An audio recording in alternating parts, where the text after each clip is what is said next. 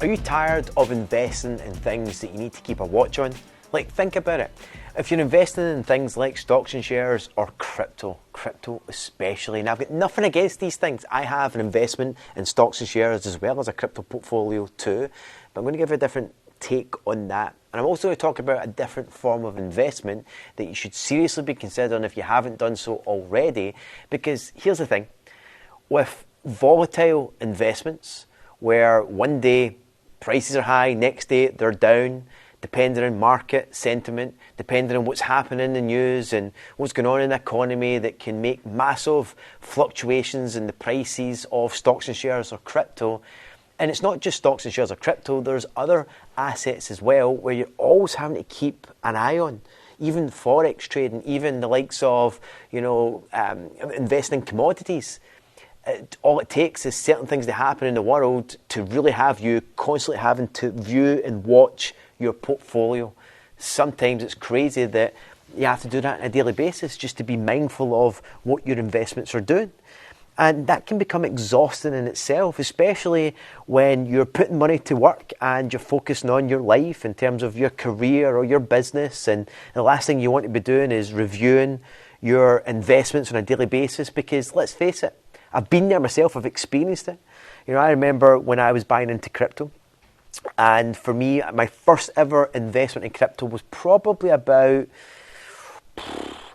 could have been over 10 years ago, there or thereabouts. But when I made my first investment in crypto, I went in with a small amount. I put like £10,000 into Bitcoin.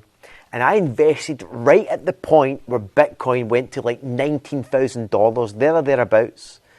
And when it went to that was the point where I invested. And why did I invest at that point?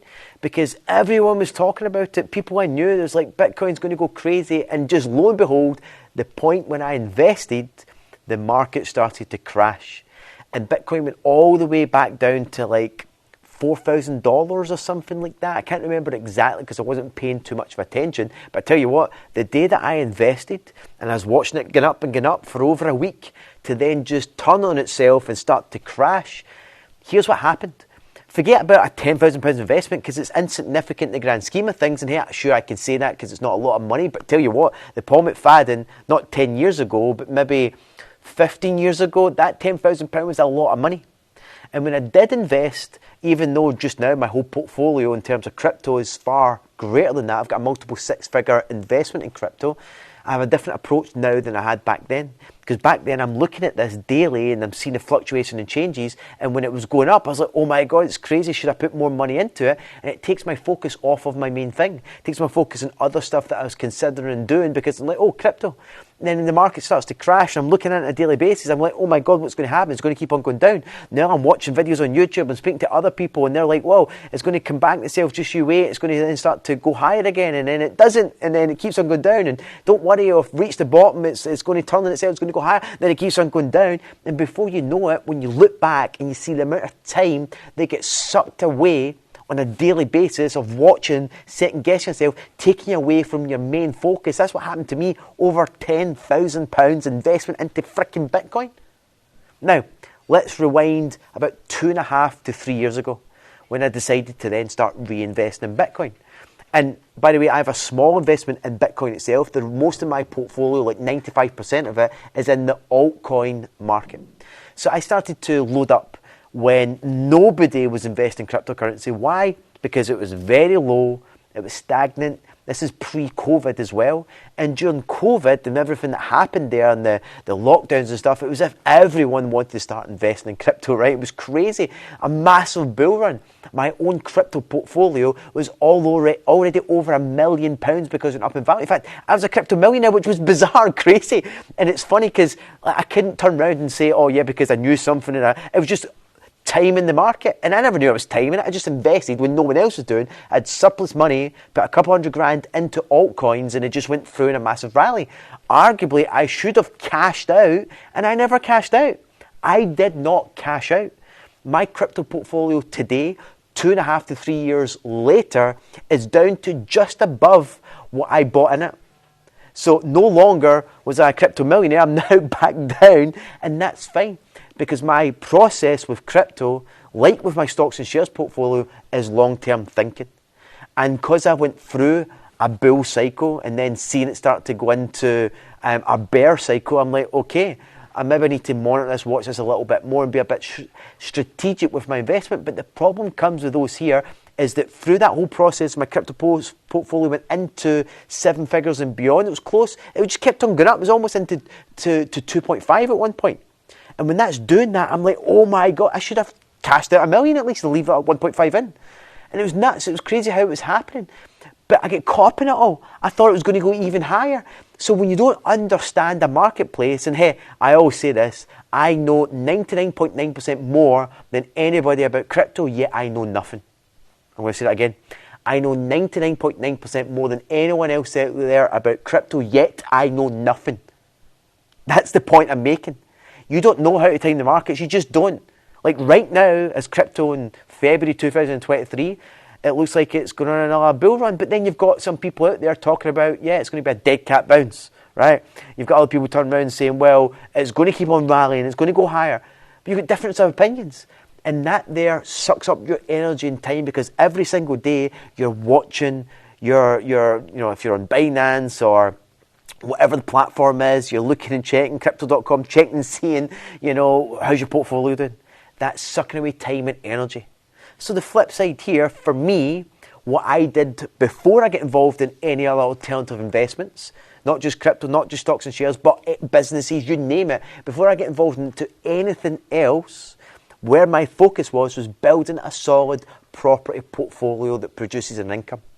And I have a management team, letting agents that manage the portfolio, and I've got a team in place that manage all of that. Now, you can have that as well. Imagine you're able to invest in assets, money that you could park and forget about, knowing that the value of those assets will go up over long term.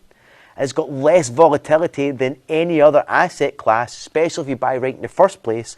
It produces an income, so you're always getting an income on a monthly basis, not to mention the uplift of the capital gain. So when you've got all of that to benefit from, here's the best part, you can forget about it altogether. You can forget about it. You don't have to be sitting there checking your property portfolio on a daily basis. You can completely forget about it. And this is what I love about building a property portfolio. Because once you get 5 to 10 properties, then you can literally set that up as a business, let that run, you can forget about it, and it will continue to grow over the long term, regardless of what happens in the marketplace, and it's producing an income. The best part is, if you want to invest in other alternative investments, such as stocks and shares or crypto, then you can utilise the cash flow from your assets to then go and do that. But you're building it from a place of strength. There's, if you look at I remember reading a Sunday Times Rich List, an article all about the top 100. 85 of the top 100 had either made their millions, built their wealth through investing in property, or whatever they made their money, wherever it was, they took that money and then invested it into hard assets such as property. Think about it. Peter Jones, one of the dragons from Dragon's Den, he became a billionaire when he started to invest from his tech company into property. Lord Sugar, right? So Lord Sugar, he paid himself a $395 million dividend from his property holdings company. You look at the likes of Jeff Bezos and Bill Gates, two of the largest private landlords of property and land in the whole of America. Like, this is easy to see across the board. It's like if you've watched the movie The Founder, all about Ray Kroc at McDonald's. People think we're in the burger flipping business. We're not. We're in the real estate business. So be mindful of that. If you've got a good base, a good foundation of assets such as real estate, property, where it's producing an income and going up in value over long term, and if you buy right, you're adding value, refinancing, pulling that money out, but keeping the asset and the income, and then rotating that money into multiple more deals. You can literally turn one pot of cash, call it 50 grand, into £1 million plus, 10 million, 100 million if you have enough time going by, if you just keep on recycling that money into the next property, back out into the next, back out into the next, and continue that process. You cannot compare investing in hard assets like property with anything else, because it's easy to time the property market. Property is slow to react to anything. It doesn't react to all the things going on in the economy. It's easy enough through due diligence to always buy right in the first place and always make money. I've never lost a single penny at all in any property investment that I've ever been involved in. I've been involved in hundreds of transactions. I tell you what, lost shit tons of money, hundreds of thousands, you could say a couple of million in crypto, right? Fucking wild. It's crazy. But I'm thinking long term, I don't really care. I'm not letting my time get sucked into it all. I'm sitting and forgetting about it. And it's just play money in the grand scheme of things. But think about it. Most people are doing those decisions on £5,000, a couple of grand, £1,000, and it's just consuming you. We need to be more aggressive. And what could you do with that small amounts of money? Invest in your education. Invest in getting a new skill set that's going to help you make more money so you can ultimately get yourself in a position to invest in hard assets that's going to produce an income that's going to set you up. I recommend anyone, regardless to what you do for a living, get property in your portfolio. Regardless. The last thing you want to do is have to wait until you're in your late 60s before you can retire, because if you were just able to build up that property portfolio over time, you're going to be in a situation that you can retire much earlier than in your 60s and having that safety net of assets that produce an income, that capital appreciation, all the good stuff that come with it. So it's crazy that over 70% of people who watch these YouTube videos are not even subscribed to my channel. So do me a favour, please, and subscribe. Hit that notification bell to be notified when I drop some content, because I want to bring you value that's going to help you in your journey going forward.